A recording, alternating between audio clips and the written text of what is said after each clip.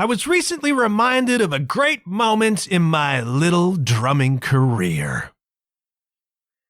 And it got me thinking about history, and it got me thinking about music, and it got me thinking about playing rock and roll around the Soviets. And I'll tell you all about it on the other side.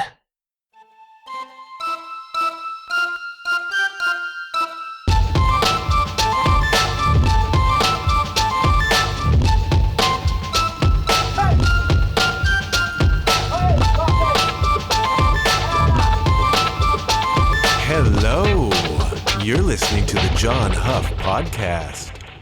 Oh, yay. The problem with recording on Saturday mornings, as opposed to recording on Hot Friday night, kids, is that recording on Saturday morning, those studio sessions tend to follow Arsenal matches, okay? And a lot of times, that's not such a good thing, okay? Because we're all about the positive talk, right? We're all about keeping it positive here. There's enough negativity in the world as it is. We see it all the time. I have to, limit my social media interactions these days because there's just so much toxicity and so much negativity, and you don't need that here on the podcast, right?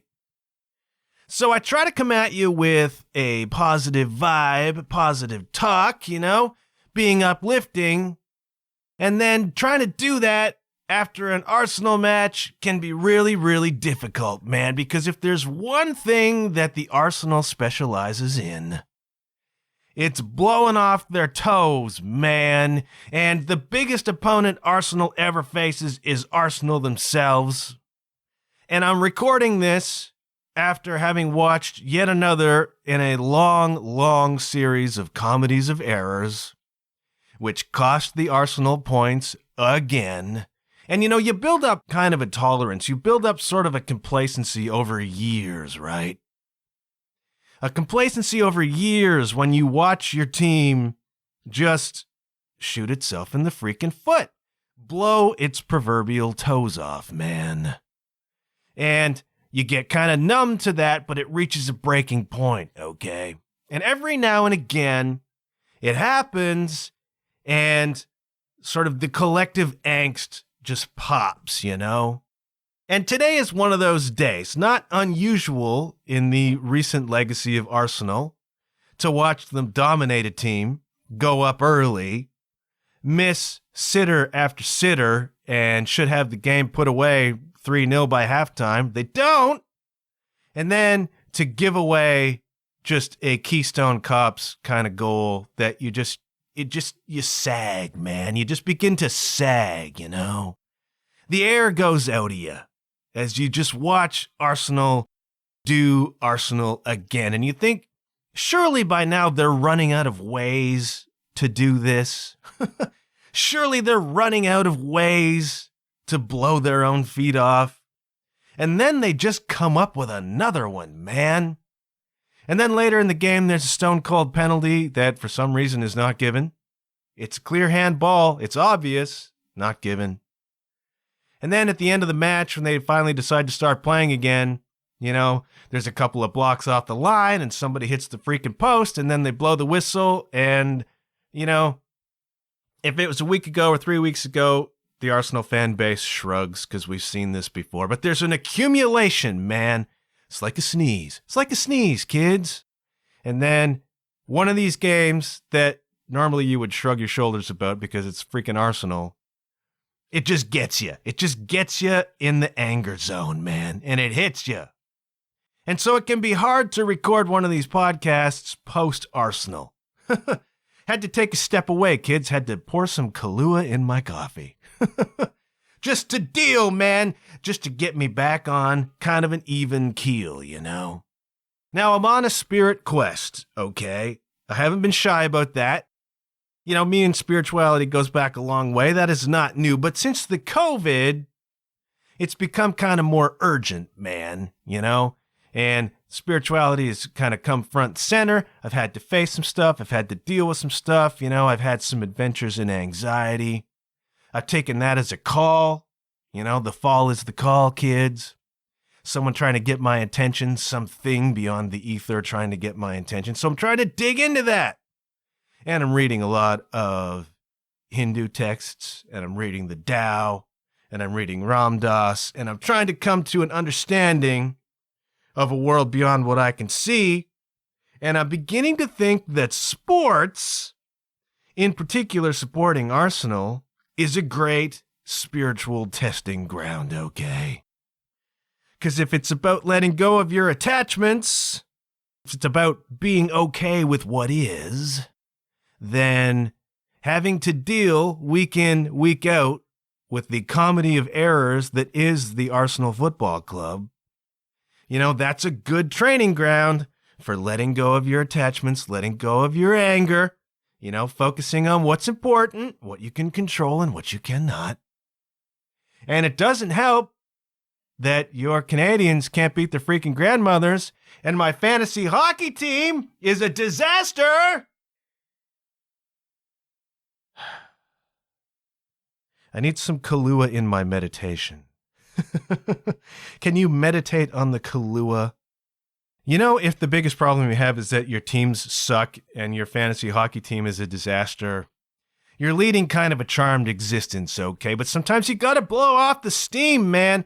There are people out there in the world right now making thousands, perhaps hundreds of thousands of dollars, being the vehicle for blowing off steam about sports clubs. This is big business, man, because we need it. And we attach to these teams in ways that are not rational.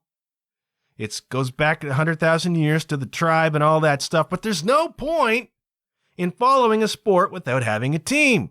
You need someone to root for, and the problem with rooting is that sometimes it doesn't go your way, and when your team is the Keystone Cops for 10 freaking years, sometimes it gets to you, man. And so I'm trying to deal. All right? Trying to vent a little steam here, trying to turn it into a spiritual thing. What would Ram Dass do with his team giving away the stupid goal that Arsenal gave away today? Ram Dass would smile, tell you to love everyone, remember God, move on. And I'll try to do that, man. I got 8 minutes of a rant out of the way. Feel okay. Feel a little better now. Glad to be here with you. Hope you're doing okay. Part of what I hoped to do or planned to do or thought I would do with these solo episodes when I started doing them is, I would have stuff to talk about from everyday life. Like as a traveling musician, right? Like there would be interesting things that happen. And we're going on a year now, pretty much exactly a year since the whole thing shut down. Haven't had much to say about being a playing musician, right?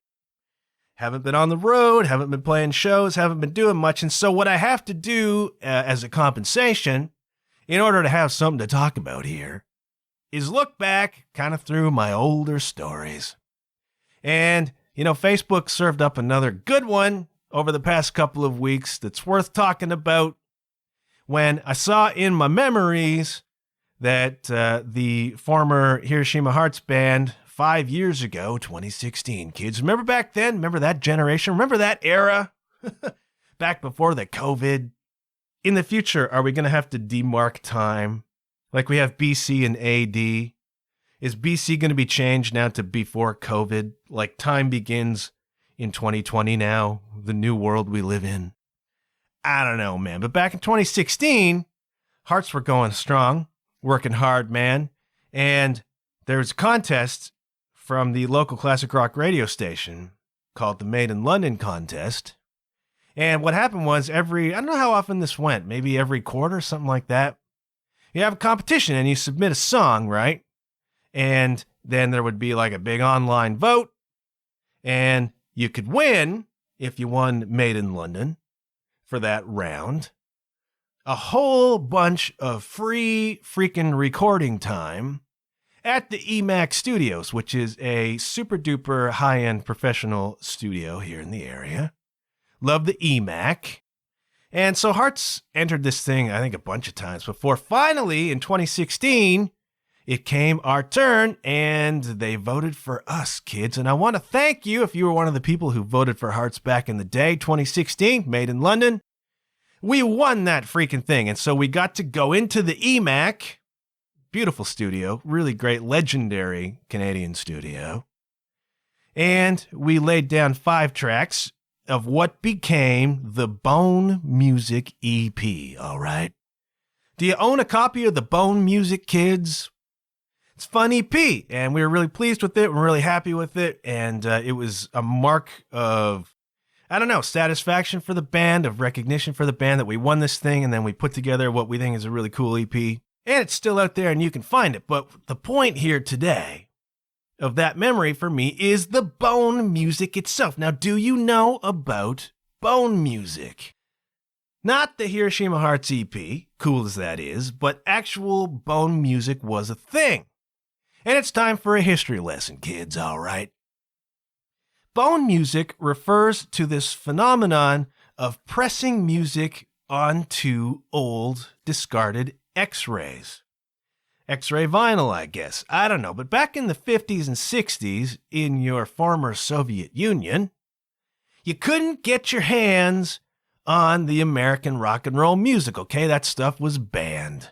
You were only allowed to listen to whatever the communist government allowed to be listened to, which was probably just a whole lot of Stalin.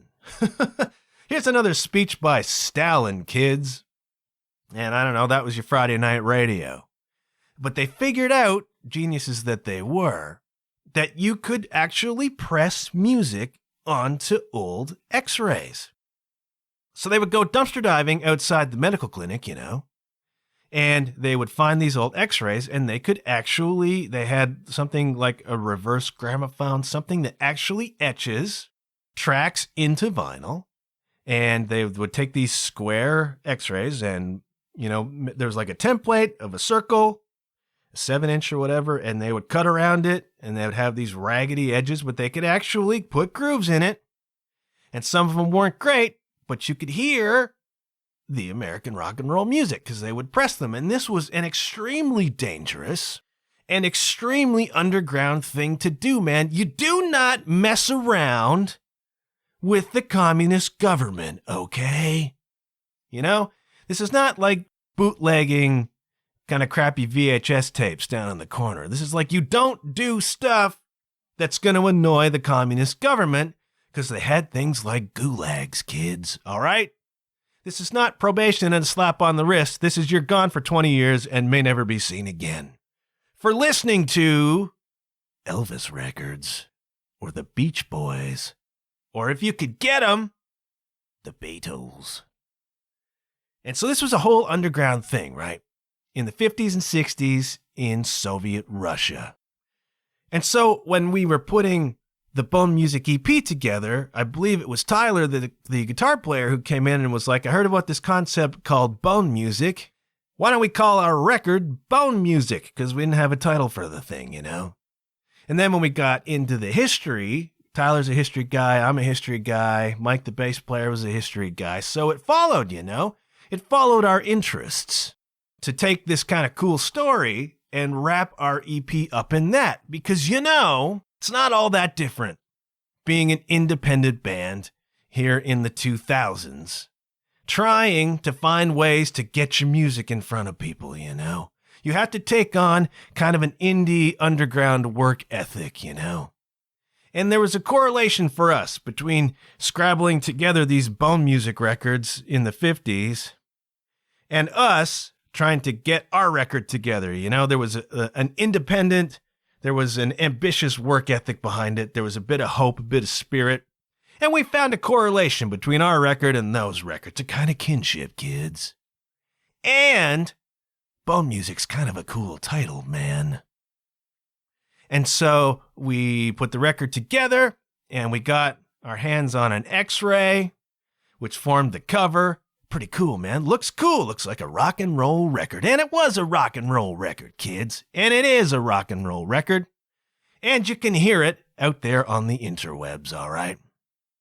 And that was a cool story. And I liked that. And that came back this week on the Facebook memory. So I don't have a current show to tell you about or a musical thing to tell you about, but I got that. And I dig the concept of the Bone Music Man. And apparently these records still exist. And I think that there's been a movement to try and kind of recreate them. Like it's a kitschy thing now to be able to have your music on X-ray vinyl, even if it sounds like crap. It's like cassettes are making a comeback because that's kind of a hip thing. Well, now bands put your music on the X-ray vinyl. And you can actually see there are photos online of these records, and they are X-rays. You can see a dude's ribs. Looks like the cover of the Bone Music EP. And that's your record. And they wouldn't last long. I think a lot of them, you could spin them a few times and then they'd fall apart. But apparently some of them are preserved. Apparently you can find them. There's a book out there about all this, and you can go dig on the Bone Music stuff. And hey, man, that is the ongoing history of new music. Am I allowed to say that? Because that's a pretty popular catchphrase for another program that you might have heard. Now, this is cool because I had an experience, kinda, of what it might have been like back in the day being a band trying to play in one of these places in the former Soviet Union, okay? Sarah Smith Band on the road in Europe a couple years ago, and we are in the city of Smolny. Smolny. I can't really, it's got an umlaut, whatever that is, over the O. Smolny. I'm learning the Deutsch, kids. Ich lerne Deutsch, but I don't know about my pronunciations, okay? Smolny is a city in what used to be East Germany, all right? The eastern part of Germany, for decades occupied and was part of the Soviet Union, Fascinating history when you drive around Germany, kids. And it's not just driving up and down the Autobahn and there being like castles. There's a point somewhere on that highway where there's like 4 kind of hills. I think it's 3 or 4 hills. And there's a castle on each one. And it's like, was that one family? Or were those castles just attacking each other all the time for hundreds of years? I'm not sure. There is a history here. I haven't looked it up for today's episode, okay? But, you drive by them and you're like, wow, castles, man. And then it's like in National Lampoon's European Vacation where they're going around the roundabout in London. Hey, kids, look, Big Ben. Big Ben. Big Ben. And the 8,000th time you go up and down the highway, hey, castles. Castles. But I'm not trying to sound blasé about that because it's freaking cool, man. And maybe I'll look up the history for next time. So I've been up and down the roads, and it's not just the castles that are cool, though. It's this whole history of World War II and of the Cold War, and you see it when you're in Germany, okay? You cross this divide into what used to be East Germany, and all of a sudden things change, man. The architecture looks different. It looks like the Soviet bloc in the 60s, apart from the ancient stuff, which is still ancient and cool. And you begin to hear Russian in places, The language is different. There's less English spoken there still. I mean, this is 30 years after the fall of the Berlin Wall, man. It can take time for culture to catch up. And so you notice these differences, man. The air feels different in that part of the world. But the people are freaking wonderful. And we've had some amazing shows in the east part of Germany. And people come out to see them. Neighborhood pub or a club or whatever, they're packed. People love it. They have a great time. They treat us wonderfully. And we really love playing over there in the east part of Germany. And the west part of Germany. Germany as a whole is wonderful. And I'll move there if someone can make it happen, okay? So we wheel into Smolny, and we're driving to the club we're going to play, right? And the GPS is taking us outside the city, man. And we're like, huh? And we're going down like fields into this like industrial area. And we're driving, and we're like, is this right, man? Something feels wrong here. And you begin to feel just a little bit freaking nervous. Like we're getting into not exactly sketchy territory, but something don't feel right. We're supposed to be playing a show in the city of Smolny. We're not in it. We're outside it. There's nothing around. Where are we going, man? Eventually we get to what seems to be the place, right? And it's this industrial complex, and there's like old buildings. and like a fence around it all. And we're like, So with the fence opens, we wheel in, we kind of drive around a little bit. We're peeking around corners. You see a couple of dudes sitting down there, and I think they're speaking Russian. We're like, where are we, man? Is this right? Well, then we pull up, and there's a little tiny sign that says Music Club Schmorn. Oh, all right. And it's in a row of doors. It's this tiny little place. We're like, well, it says it, so okay, this is it. And we back in and whatever. And we get out, and we walk into what we think is the door. We open the door, and it's dark. And then all of a sudden, there's just a dog. This big dog is just running at us. We're like, ah! And then behind the dog is like a big German dude, and he's running at us barking too. We're like, ah! And we're standing there kind of frozen, and this dude's like, get out of here. You know, I'm learning the Deutsch, but I can't recreate what he said. But he was like, we were not welcome, kids, okay? It was very evident, very clearly, from dog and man, that we were not welcome wherever we were. And we're like backing out the door, and I think he was indicating the next door. Go in the next one, kids. And I don't know what those cats were up to. You know, I kind of glanced in. Dogs coming, dudes coming. There's more dudes sitting in the dark, kind of around a couch. And I don't want to speculate on what's going on in there, man. But I feel as though the less I know about it, the better, you know? So then we go into the Music Club Schmorn, which is a great club. Beautiful little club, you know, holds whatever, 150 people, something like that. We packed it out, and there was a nice green room, and they put on a spread for us. It's nice to be treated like a rock star, man. And then we go up, and we play the show, and it was freaking dynamite. They loved us. The people were so warm. It was wonderful. It was a highlight show of that tour. And it was a highlight when we came back and played there again a year later. Love that club, love that room, love those people. But the point is, if I'm understanding the history correctly, that place has been a venue for a long, long time. And it's stuck way out in an industrial park on the edge of town, behind fences, because it had to be, okay? It was like an underground club, maybe in the bone music era, okay? Like you had to hide your music club or your poetry venue, whatever, way out in the middle of no place, and you had to like have people watching around the corners like they're coming, pretend it's a communist rally. I don't know, but apparently this place exists where it does because it was kind of a bone music club, man, and that's where, you know, the real revolutionaries, the people who went after culture, went to hide out and have their little, you know, I don't know what they did in there music-wise or whatever. But it was, you know, an insurgent place to be. It was a rebellious place to be, man. And that was the spirit of rock and roll, kids. You know, putting it on X-ray vinyl and then hiding out in a dark club on the edge of town to listen to it, you know. And we got to play a place like that, which I think is pretty freaking cool because I like the history and I like the music, you know. So now you know a little bit about bone music. Now you know a little bit about the music club in Schmorn. And you know if you ever go there, do not go in the door on the left, okay?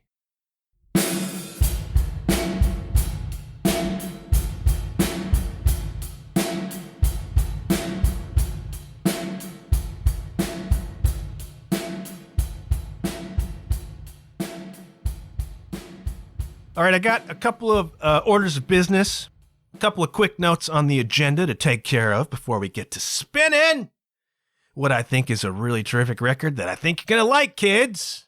But before we do that, got to clean up a couple of things. Now, first, the podcast, again, this podcast is meant to be positive. It's meant to be uplifting. You know, it's meant to warm your cockles, bring something good into your life. And I'm becoming increasingly disconcerted about a rift I'm causing in a family of listeners who are arguing and fighting over shout-outs on the show. You know, they got like a scoreboard going. Who's the more prominent listener to the JHP? And, you know, at this moment, I feel a little bad about that, and I want everybody to calm down. I want everybody to share in this together. We're all in it together, kids. A victory for one is a victory for all. Let's just celebrate. Let's just celebrate. I think the communists were into that too. Let's just celebrate all being in this together, man. All sharing a part of it. But if I'm going to give a shout out this week, I'm giving it to Tash, okay? Tash is the wife and mother in this situation, the long-suffering one, and I got to give it up to you, lady, for putting up with those other two in your house, bickering and arguing like they are. Tash is the true hero. Tash is the trash. Man, I'm making, I don't know if these are Freudian slips or not, man. Let's celebrate trash. I'm getting ahead of myself. I'm starting to speak like Arsenal plays football. Shout out to you, Tash, for enduring in the midst of all of that. Being the mature one, I hope, although I'm sure I'm going to hear from the others about all of that. Point number 2 to clear up, Kane Roberts, okay? Now, on the last episode, I talked about the Alice Cooper record, which is really great, and thank you for the feedback on that, by the way. People are checking out the Alice Cooper record and finding it good. So that's cool, man. That's part of my job here, I mentioned that there's a video where Kane Roberts, the muscle man, former lead guitar player for Alice Cooper back in the 80s, back in the Raise Your Fist and Yell days. And there's a music video, where Kane reaches down from the stage and grabs a girl by her top and curls her like he's in the gym, man. Now, this is supreme hard rock and roll, rock god, machismo, masculinity stuff. Probably toxic, probably would get him canceled today. But back in the 80s, wow. That's who you want to be, man. He looked like Rambo, except 40 pounds heavier. And a wicked lead guitar player. Let's not overlook Kane Roberts and his guitaring, all right? So much gets lost in the image of this giant ripped guy playing lead with a guitar that looks like a machine gun. Whoa, that was the 80s, man. Dude can rip on guitar, all right? You don't get a spot in Alice Cooper's band unless you do. So Kane reaches down and picks this girl up by the front of her top and curls her. And I'm sure I'm not hallucinating that. That's a thing. And it is a thing. It's a video for a tune called Rock Dolls. That is a Kane Roberts solo tune. And to be perfectly honest, I can't remember how it goes. I just remember that image from the video. So if you want to see something kind of extraordinary, go on the YouTube and look up the video for Rock Dolls by Kane Roberts. I was not hallucinating. This actually happens in the video, okay? Now, since we're talking history, just before we jump to spinning, I want to give a shout out and I want to give a recommendation to anybody looking for a new podcast to listen to that's not mine. It is a podcast called The Old Front Line, okay? Now, this is for my history people, all right? There's a lot of history happening on this podcast, okay? The Old Front Line is a really super podcast that I discovered in the past month or so in my travels. And it is hosted by a cat called Paul Reed. I don't know if he wants to be described as a cat. He's a history guy, leads battlefield tours, a professional historian, Paul Reed. And he has a podcast called The Old Front Line, which is focused on the First World War, which you know by now is my hobby horse, man. That's my thing. That's my historical point of interest, the First World War. And his podcast is built around, as the title suggests, the Old Front Line. And he leads battlefield tours over there, okay? And so what it is, most of the episodes, is him visiting a point on the Old Front Line on the Western Front of the First World War, okay? And so he will visit a position of relevance on the front, and he will talk about what it was like then, what it's like now, what's happened in the interim, why it matters. Extraordinarily interesting if you, like me, are a person fascinated by and obsessed with the First World War. Or if you're just a history person, or if you're any sort of military history person. This is a super cool thing to check out because Paul Reed is a smart guy and he knows his stuff about what he's talking about, okay? has a cool delivery, and it's a cool show. And so if you're interested in Canadian history, there's a certain young lady out there who is. You listen to this, he's got an episode on Vimy. So he's walking around the grounds of the Vimy Memorial. He's talking about the history of the memorial itself. Hitler visited that memorial, by the way, kids. When the Germans overran France in the Second World War, Hitler stopped by the Vimy Memorial, which had been opened, I want to say like 1936. So it had been there for a little bit, and Hitler made a point of visiting. The Vimy Memorial, by the way, kids, is an absolutely stunning monument at the top of the highest point of Vimy Ridge, which the Canadians stormed in April of 1917 and captured, okay? And a lot of people would argue that the nation of Canada, the national coast-to-coast Canadian identity, was forged at the Battle of Vimy Ridge, when all four divisions of the Canadian Expeditionary Force, when all four divisions attacked together for the first time. So you literally had soldiers from every part of the country attacking together to take a specific objective. And it was a conceptually unifying moment in Canadian history. It was a Canadian accomplishment with help from British generalship and artillery. In any case, this podcast, The Old Front Line, goes to Vimy, talks about the memorial. I've been there. It's really cool for somebody like me to listen to somebody else talk about it, and I can picture a lot of those things. In fact, when I visited there, I was wandering around the grounds, and there was a group of school kids from, I believe they were from Wales, okay? School kids used to be able to travel, and they were on a field trip from Wales to Vimy. We don't get to do that stuff here, man. So the kids are gathered around, and the teacher's saying, I can't do a Welsh accent, but the teacher says, when we go into the visitor center, have a listen and see if you can pick out a Canadian accent. And so I wanders over to the group and I says, do you want to hear a Canadian accent? And they all lit up. Yay! 'Cause I am one, kids. And so I gave a brief lecture to the school kids about what I just said about Vimy and the Canadian national identity. So I feel like I've done my part, okay? I've done my part to educate the rest of the world about Canada's accomplishment 100 and whatever years ago it was. 104 years ago, almost exactly. So Hitler visited, and a lot of people thought, Hitler's going to demolish the Vimy Memorial, right? Because of what it stands for, which is defeat of Germany. Which it doesn't, but it stands for Canada's sacrifice in that war, okay? But if you're Hitler, you could see it that way. But Hitler, kind of to his credit, respected the Vimy Memorial. He was an artist, allegedly, had an appreciation for art, wanted to turn Germany into the art capital of the world, wanted to build in the Thousand-Year Reich.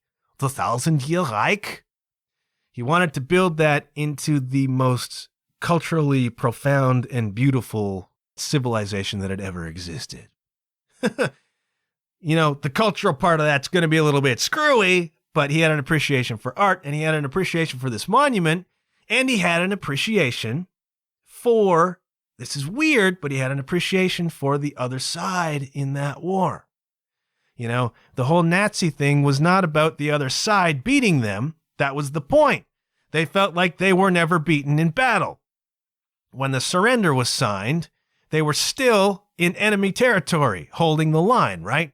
And then they came up with what's known now as the backstabbing myth that Bolshevists and Jews sold out Germany and signed the armistice, right? I don't want to get into all that, but, Hitler's quarrel was not with the other side and not with the Vimy Memorial.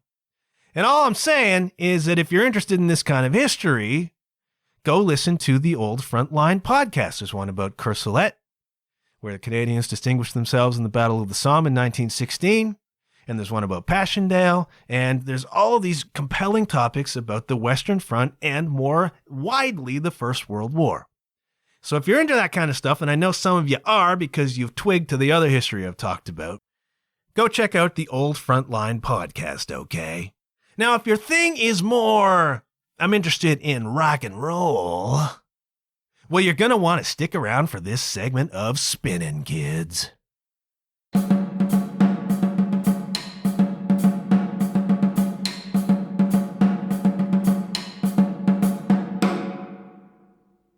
Rock and roll is not dead, man. Now, I went looking over the past week, okay? Didn't have anything to spin, really. I had sampled some stuff. Didn't really do it for me. Then the Phoebe Bridgers thing came up, and Foo Fighters came up in the Alice record, and that's cool. But this week I didn't have anything. So I had to go digging, you know? And I listened to a few recent releases, and I'm like, it didn't really do it for me. And then I saw that there was a new record by the Dead Daisies. Do you know the Dead Daisies, kids? I didn't really either, to be honest, until this record. I knew that Dead Daisies existed, but until I started doing the spinning segments, I hadn't really been pursuing a whole lot of new music, okay? Like, I had my hobby horses, and I would pay attention if Galactic Cowboys did something, you know, or if there was some King's X News or Ghost or whatever, Steel Panther. There were the bands that I listened to, and I wasn't paying a lot of attention to much else. At least until the war on drugs came along, right?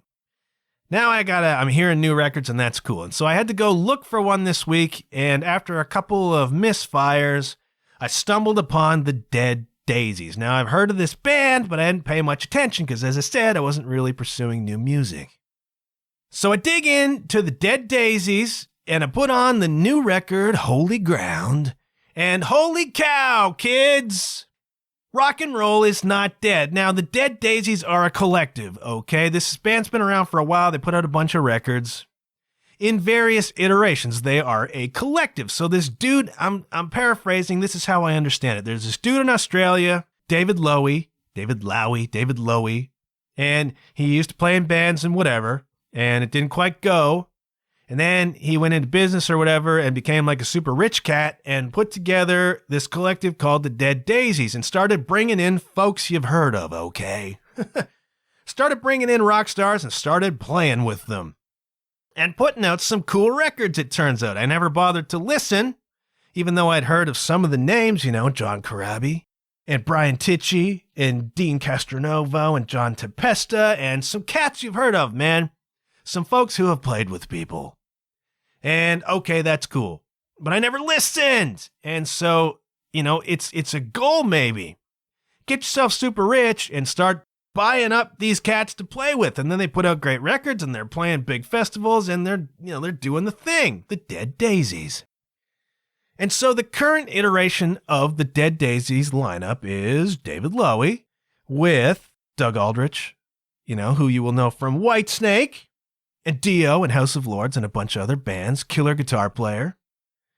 And Tommy Clufetos, the drummer, played for a long time with Rob Zombie, played with Black Sabbath, plays with Ozzy, the young guy in the group at like 40.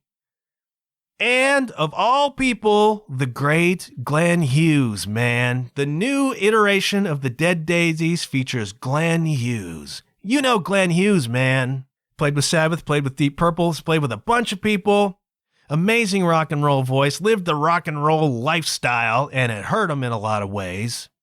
Killer bass player, a rock god, freaking Glenn Hughes, man. And Glenn Hughes comes in, and he must have been like 68 or something when he was recording this. And holy cow, man, the dude's pipes are freaking amazing. Now, I did not know what to expect when I put on the Dead Daisies record. I'd heard a couple of duds from other bands, was kind of setting myself up for that, and then wow. Rock and roll, kids, swagger. The first word that came to mind as I'm listening to this record is freaking swagger, man. Now, how much swagger have you heard in rock and roll lately, man? And I thought Robin McAuley was the ultimate, almost 70-year-old singer still in the game today. And Robin McAuley is a freaking legend, and he's amazing. But he's got a rival, man, because Glenn Hughes would have been about 68 when they were recording this, and the cat sounds freaking amazing. Like, I don't even know how to describe it. You gotta go and listen to hear Glenn Hughes sounding great. This is a big, thick, groovy, slabbing piece of rock and freaking roll, man. R&R is not dead. and the Dead Daisies are serving it up hot on this record, Holy Ground. I'm not going to do the whole thing. I'm going to give you, hopefully, a few samples that give you the illustration, but it kicks off with the title track, Holy Ground. And it threw me a little bit because it just sort of fades in this, I guess it's probably a guitar. This guitar sound just kind of fades in. And it's pretty much identical to the fade in to the song The New Year by Death Cab for Cutie, one of my favorite Death Cab songs and a really fun one to try to play on drums. Trying to mimic Jason McGurr, not an easy thing to do, man. And that song fades in and then it goes into The New Year and the sound is the same. And I'm like, whoa, what's happening here? Are the Dead Daisies like an indie rock band? They are not. And then it just kicks in, man, with this just deep groove, man. It's his rock and roll. It's drop tuned. It's freaking heavy. It reminds me a little bit, this whole record as a collective, what came to mind is The Cult and a bit of Guns N' Roses and a bit of AC/DC. And I don't think it's just me. Glenn Hughes sounds a lot like Chris Cornell at times on this record, man. Or maybe Chris Cornell sounded a lot like Glenn Hughes when he was doing his thing. But it's a mishmash of all that stuff, man. It's 70s inspired, obviously, because most of these cats are nearly 70 years old. 70s inspired, 80s inspired, but it is distinctly modern sounding, all right? It is drop tuned, it is freaking heavy. And this tune comes on, Holy Ground, and I'm like, holy man, it is just a really great rock song, and it warms your cockles, man. And right off the bat, the stank face comes in, and that's a good sign, man. When on the first song you got a stank face, that means you're feeling a groove, man. It means you're feeling a pocket. And your hands come up, and you start to air guitar upside down, and you know you're on to something, man. So I heard that first tune, and I'm like, oh, this is good. I like where this is going, and Glenn Hughes is just wailing, man. And you think, okay, a band can hit you with a good first song. Can they follow it up? Can they keep that going? You know, there's the complaint about modern records. Like, there's 2 good songs and everything else is crap. Not so. You know, what I loved about the Black Swan record is that these cats brought it, took it seriously, and did it for real. Ditto the Dead Daisies, man. Now, here's the tip, all right? Here's the clue. Here's the tell. When they put some effort into song endings, you know the band is taking it seriously, okay? Not just like hit the last chord and fade out, or literally fade the tune out. Like hit some stops, hit some hits, do a thing, do a dipsy-do, and crash out together. Like they put some thought into the way these songs end. And when you get that, you know the band's taking it serious, all right? And the first song, Holy Ground, ends kind of like that. And you go, oh yeah, man. But can they follow it up? And they can. So the next tune is the Glenn Hughes Show, all right? It's called Like No Other, in parenthesis, bassline. All right? You're like no other, can you feel my bassline? I cannot do Glenn Hughes remote justice, okay? This dude's pipes are freaking great. Good for you, Glenn Hughes, out there doing it at 70 years old and crushing. And this tune is just Glenn Hughes crushing. It's, you know, bassline is the name of the tune. He's playing the bass. So there's a lot of bass happening, man. And the song kind of comes in with this just like heavy bass. Deep, man. So I'm doing stank bass right now. And I'm playing bass right-handed. I told you. I'm feeling it if I'm air guitaring the right way. I'm stank bassing and I'm air bassing the right way. This tune, like no other, parenthesis, bassline. And it's just Glenn Hughes wailing. And then, of course, there's a little bass solo in it, because how could there not be? And it's just a freaking swaggery, bluesy rock and roll tune, man. It's rock and roll. Do you remember rock and roll, kids? If you've been looking for rock and roll, listen to the Black Swan album and go listen to this Dead Daisies record, okay? Another song ending that they put some thought into. Gotta like that, kids. Gotta like it. And I want to hold these to like 4 songs, but I can't do it. I can't do it in this case, all right? Because there's a run of 3. Mid-record, there's a run of 3 songs. And, you know, if you're doing me a solid, if you're exercising some musical curiosity and you're actually going to listen to some of this music, and I know some of you are because you tell me about it and I appreciate it, and you're like, I don't want to invest the whole 40 minutes or 50 minutes or whatever it is, there's a run of 3 tunes right in the middle, okay? They are Bustle and Flow, My Fate, and Chosen and Justified. Do me a favor, take 12 and a half minutes, go on Spotify, listen back to back to Bustle and Flow, My Fate, and Chosen and Justified from the Dead Daisies record Holy Ground, okay? Now, Bustle and Flow is probably my favorite song on it at this point in time, all right? I've been through it a bunch of times. Bustle and Flow, I think for me, is the tune, and it will likely be the one that appears on the John Huff podcast, referenced on the pod playlist. And you know, when I say that this record has swagger, this is kind of the tune I'm talking about, okay? It's got a riff that made me think of Extreme's Porno Graffiti record. Made me think of Aerosmith just a little bit back in the 70s when Aerosmith was doing swaggery kinds of riffs. This is an ebullient rock and roll song, man. And it's got this call and answer thing happening through the verses that is just stank face, man. The other night, last night, I'm downstairs in the little workout room, and I'm playing this record in prep for this episode. And Bustle and Flow comes on, and I'm between sets, and I'm just stank facing an air guitar. My hands are just in the position, man. This is not a conscious thing. The song just does it, just makes it happen.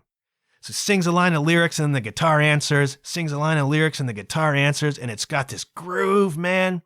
And you're just feeling it, you're just digging it. And then the pre-chorus on the first verse, it's like they do the call and answer, but it's like a cappella vocals and then just hits. Bah, bah, bah. It's like heavy.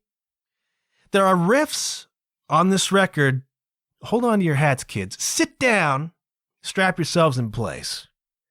There are riffs on this record that I would not find unwelcome on a new King's X album, okay?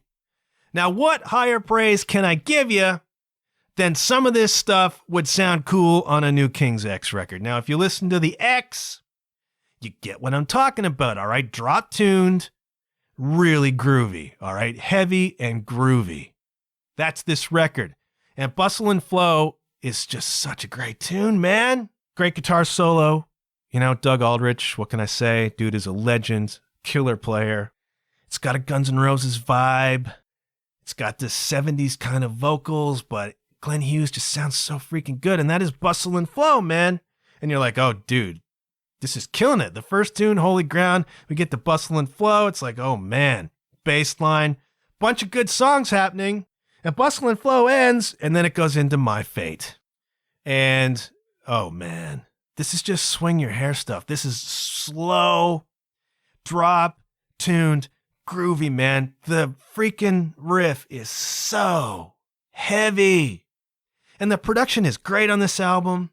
And the guitars sound freaking great. And the drums sound amazing. The snare drum sounds just huge. Not huge like 80s huge. Not like like it used to be. I still laugh at 80s recordings that have that huge processed weird snare drum sound. This is just a big smack, you know, just bang. It sounds like a shotgun. Comes out on this tune, My Fate, and it just comes in with a riff that just will crush you, man.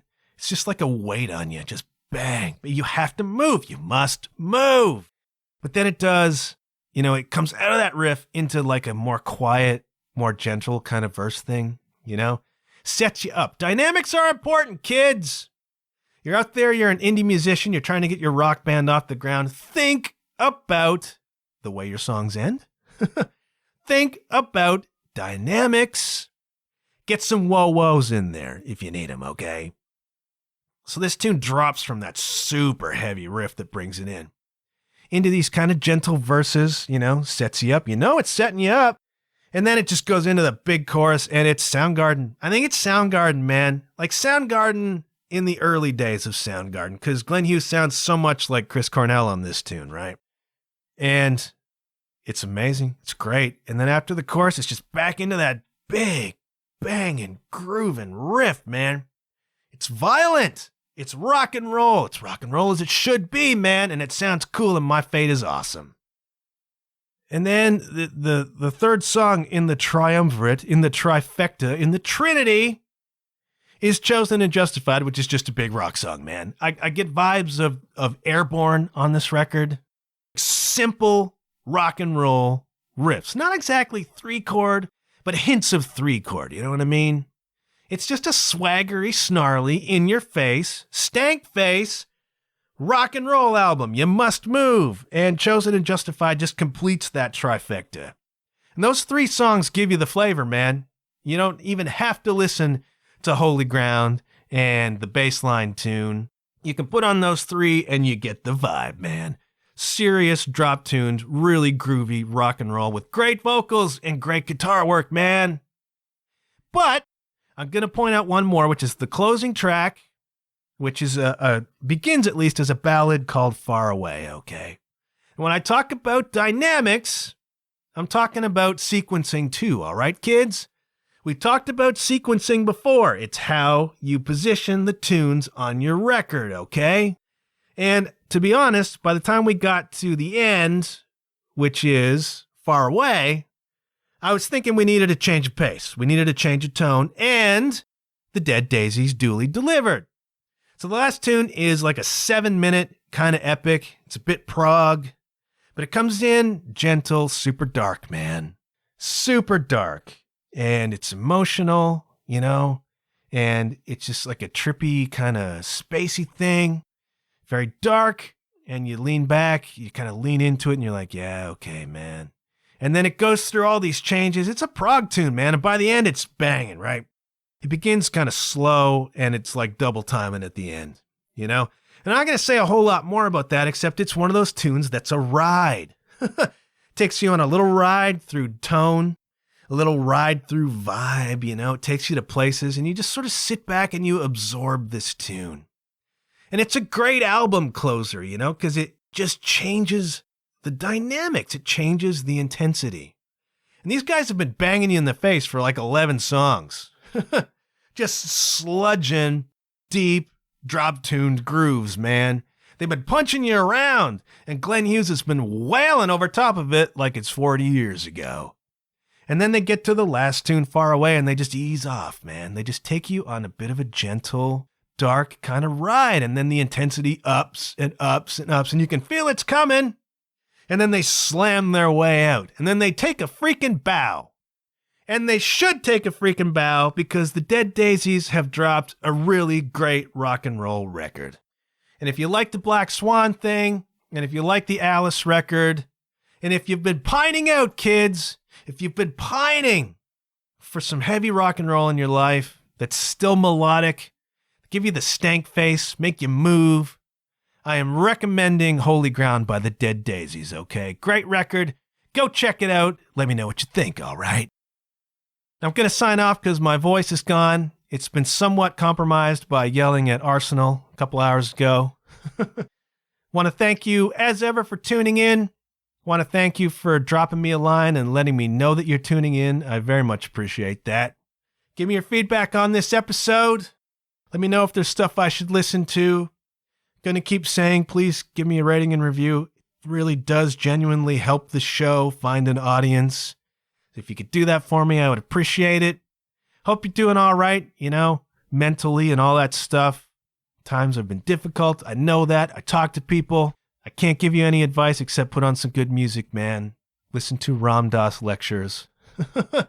And just hang in, all right? Things will get better. I will talk to you soon. But for now, I'll check you later.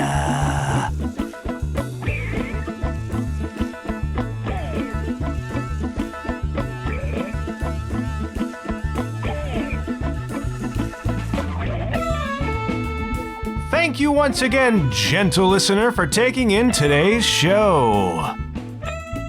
If you want to know more about the program, go to www.john-huff.com. That's JOHN-HUFF.com and click on podcast. You can also find the show on Facebook at The John Huff Podcast. If you're an Instagram person, you can find me at JW_Huff. If you're a Twitter person, you can find me at @JWSHuff. No matter where you listen to the show, please do me a big favor and leave a rating and review. Preferably a positive one. That's all the time we have for today, but I'll be back very soon. Until then, keep your wits about you, and remember, good things happen when you put yourself out there. Bye for now.